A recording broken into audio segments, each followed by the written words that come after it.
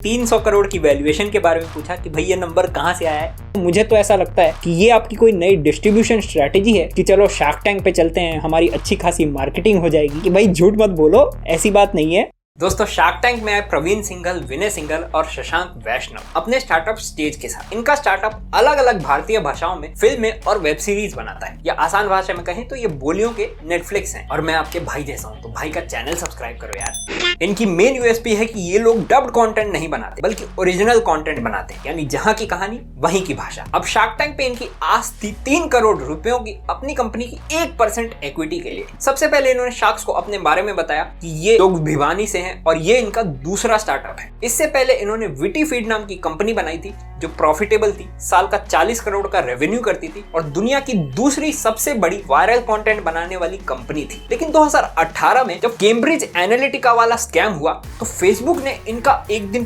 पूरा का पूरा पेज ही डिलीट मार दिया, जिसकी वजह से इनकी कंपनी एक झटके में बंद हो गई। पर फाउंडर्स ने तब भी हार नहीं मानी और अपने एम्प्लॉयज से पैसे लेकर एक नई कंपनी चालू करी, स्टेज की शुरुआत करी। अब इनकी ये कहानी सुन के शार्क्स बहुत ज्यादा इमोशनल हो गए और उन्होंने फाउंडर्स की तारीफ भी करी। फिर इन्होंने शार्क्स को स्टेज के बारे में बताया कि ये लोग बोलियों का नेटफ्लिक्स बना रहे हैं, जहाँ पे कहानियां भी लोकल होंगी, उनकी भाषा भी लोकल होगी और उसमें काम करने वाले आर्टिस्ट भी लोकल ही होंगे। यानी अगर ये कोई हरियाणा की किसी गांव की कहानी बना रहे हैं तो उसमें काम करने वाले आर्टिस्ट भी हरियाणवी होंगे और वो हरियाणवी ही बोलेंगे। फिर शार्क अनुपम मित्तल ने इनसे पूछा कि भाई एक फिल्म बनाने में आपको कितना खर्चा आ जाता है। तो फाउंडर्स ने बताया कि एक वेब सीरीज इनकी 20 से 25 लाख रुपए में बन जाती है और एक फिल्म बनाने में इनको 18 से 20 लाख का खर्चा आता है, जबकि एक नॉर्मल हिंदी फिल्म बनाने में 8 से 10 करोड़ रुपए लगते हैं। फिर इन्होंने शार्क्स को अपना ऐप और अपनी लेटेस्ट वेब सीरीज का ट्रेलर दिखाया, जो अमन भैया को इतना पसंद आया कि उन्होंने इनके लिए एक हरियाणवी गाना भी गा दिया, जिसे सुन के सब हंसने लगे। फिर पीयूष भाई ने इनसे पूछा कि इनका बिजनेस मॉडल क्या है। तो फाउंडर्स ने बताया कि इनका बिजनेस भी सब्सक्रिप्शन मॉडल पे चलता है, यानी ये हर यूजर से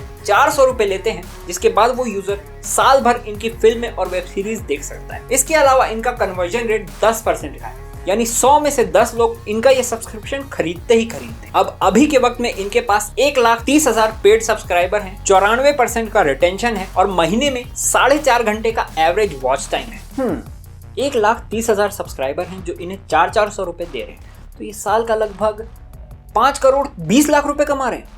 सही है यार। फिर शार्क नमिता थापर ने इनसे ये 300 करोड़ की वैल्यूएशन के बारे में पूछा कि भाई ये नंबर कहाँ से आया है, इससे पहले आपने कोई फंडिंग उठाई हुई है या क्या चक्कर है। तो फाउंडर्स ने बताया कि हाँ, इससे पहले ये 3 राउंड्स में फंडिंग उठा चुके हैं। 2020 में इन्होंने सबसे पहले 10 करोड़ रुपए की फंडिंग उठाई, फिर 2021 में 20 करोड़ की फंडिंग उठाई, फिर 2022 में 36 करोड़ रुपए की फंडिंग उठाई। इसके बाद पीयूष भाई ने इनसे इनका मंथली रेवेन्यू पूछा, तो फाउंडर्स ने बताया कि 2021-22 में इन्होंने 3 करोड़ 85 लाख रुपए का रेवेन्यू किया था और ये हर महीने 60 से 70 लाख रुपए का रेवेन्यू कर रहे थे। लेकिन फिर इन्होंने उसे कम करके 20 से 25 लाख रुपए कर दिया। तो शार्क अनुपम मित्तल ने इनसे पूछा कि भाई ऐसा क्यों, रेवेन्यू क्यों कम कर दिया। तो फाउंडर्स ने बताया कि जब ये 60-70 लाख रुपए का रेवेन्यू कर रहे थे तो इनको एक यूजर लाने की कॉस्ट कम से कम 700 से 800 रुपए पड़ रही थी, जो कि बहुत ज्यादा कस्टमर एक्विजिशन कॉस्ट है। तो इसीलिए इन्होंने इसे कम करने के लिए सबसे पहले रेवेन्यू कम किया, इस पे काम किया और अभी आज के वक्त में ये 270 रुपए खर्च करके एक यूजर ले आते हैं और इनके 10% यूजर ऑर्गेनिकली आते हैं, यानी बिना पैसा खर्चा किए। फिर पीयूष भाई ने इनसे इनका मंथली बर्न पूछा कि ये हर महीने कितने का लॉस कर रहे हैं। तो फाउंडर्स ने बताया कि ये हर महीने 1 करोड़ 10 लाख रुपए का लॉस कर रहे हैं, जिसमें से 60 लाख रुपए इनका कंटेंट बनाने में चला जाता है। फिर शार्क विनीता सिंह इस डील से आउट हो गई क्योंकि उनको इनकी वैल्यूएशन बहुत ज्यादा लगी। खुद की भी तो देखो कभी। इसके बाद शार्क अनुपम मित्तल ने इनसे कहा कि भाई आप लोग बहुत होनहार हो, हार नहीं मानते, लेकिन मुझे ये नहीं समझ में आ रहा कि आप ये 2-3 करोड़ रुपए लेके करोगे क्या।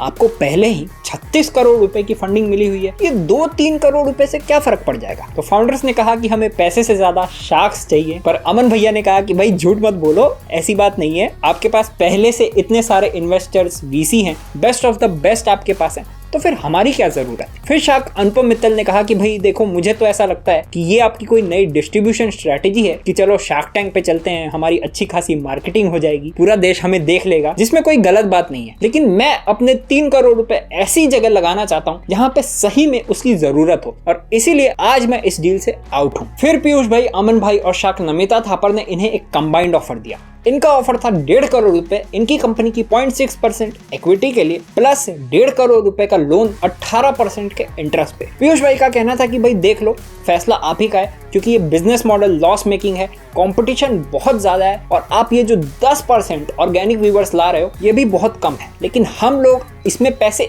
इसीलिए डाल रहे हैं क्योंकि आप लोग लोकल कंटेंट बना रहे हो और आपने पहले भी वायरल कंटेंट बनाया हुआ है। इसके बाद शार्क्स ने इन्हें इमोशनल किया, मोटिवेट किया कि भाई इंडिया को आप जैसे लोगों की ही जरूरत है, आप गिर के खड़े हुए हो, आपने 300 करोड़ की कंपनी बनाई है। इसके अलावा अमन भैया ने तो अपनी स्टोरी भी सुना दी कि भाई मेरे इससे पहले 6 बिजनेसेस फेल हुए थे जिसके बाद जाके बोट बन पाया है, तो मैं ये इन्वेस्टमेंट सिर्फ भारत के लिए कर रहा हूँ। अब दोस्तों ये सब सुन के फाउंडर्स इमोशनल हो गए, उनकी आंखों में आंसू आ गए और ये डील क्लोज हो गई।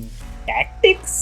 अब दोस्तों जहां तक बात है इनके बिजनेस की, तो पूरी ओटीटी इंडस्ट्री 24,900 करोड़ की है और ये हर साल 16.5% से ग्रो कर रही है। ओटीटी में मार्केट लीडर हमारा डिज्नी प्लस हॉटस्टार है जिसके 58 मिलियन पेड सब्सक्राइबर्स हैं और इनकी भी ये ग्रोथ मेनली आईपीएल की वजह से हुई है, क्योंकि इंडिया में क्रिकेट एक स्पोर्ट नहीं, इमोशन है। इन प्लेटफॉर्म्स के लिए अच्छी चीज ये है कि लोग अब और भी ज्यादा टाइम ऑनलाइन कंटेंट देखते हुए बिता रहे हैं, फिल्में देखने कम जा रहे हैं और अगर एवरेज वॉच टाइम देखें तो हर यूजर लगभग 70 मिनट अपनी जिंदगी का हर रोज ऑनलाइन वेब सीरीज या फिल्में देखते हुए बिता रहा है। और अगर इसमें यूट्यूब और रील्स का टाइम भी जोड़ दिया तो भाई पता नहीं ये नंबर कहां पहुंच जाएगा। अब इन प्लेटफॉर्म्स के लिए 3 बड़ी दिक्कतें हैं। पहली है पासवर्ड शेयरिंग की, कि लोग एक ही अकाउंट से इनका सब्सक्रिप्शन लेते हैं और अपना पासवर्ड दोस्तों में बांट देते हैं। ओह, ये तो मैं भी करता हूँ। दूसरी बड़ी दिक्कत है पायरेसी की, कि ऑनलाइन ऐसी कई वेबसाइट्स हैं जो फिल्म रिलीज होते ही उसे लीक कर देती हैं और फिर उससे पैसे कमाती हैं। और तीसरी बड़ी दिक्कत है पुअर इंटरनेट कनेक्टिविटी की। आज भी ऐसे कई गांव हैं, कई जगह हैं जहां पे इंटरनेट कनेक्शन इतना अच्छा नहीं है, जिसकी वजह से लोग ज्यादा ऑनलाइन कंटेंट कंज्यूम नहीं कर पाते। लेकिन ये दिक्कत आने वाले टाइम में दूर हो जाएगी जैसे जैसे 5G आगे बढ़ रहा है। और जहां तक बात है आगे फ्यूचर की, तो ये प्लेटफॉर्म्स अब सब्सक्रिप्शन के साथ साथ एड्स और गिफ्टिंग मॉडल भी चालू कर रहे हैं और धीरे धीरे फ्रीमियम मॉडल की तरफ बढ़ते जा रहे हैं, बिल्कुल यूट्यूब की तरह, कि भाई अगर आपको फ्री में देखना है तो एड्स के साथ देखो, वरना ऐड नहीं चाहिए तो सब्सक्रिप्शन ले लो। तो ओवरऑल मार्केट बहुत बड़ी है और स्टेज का ये लोकल कंटेंट बनाने का आइडिया बहुत अच्छा है,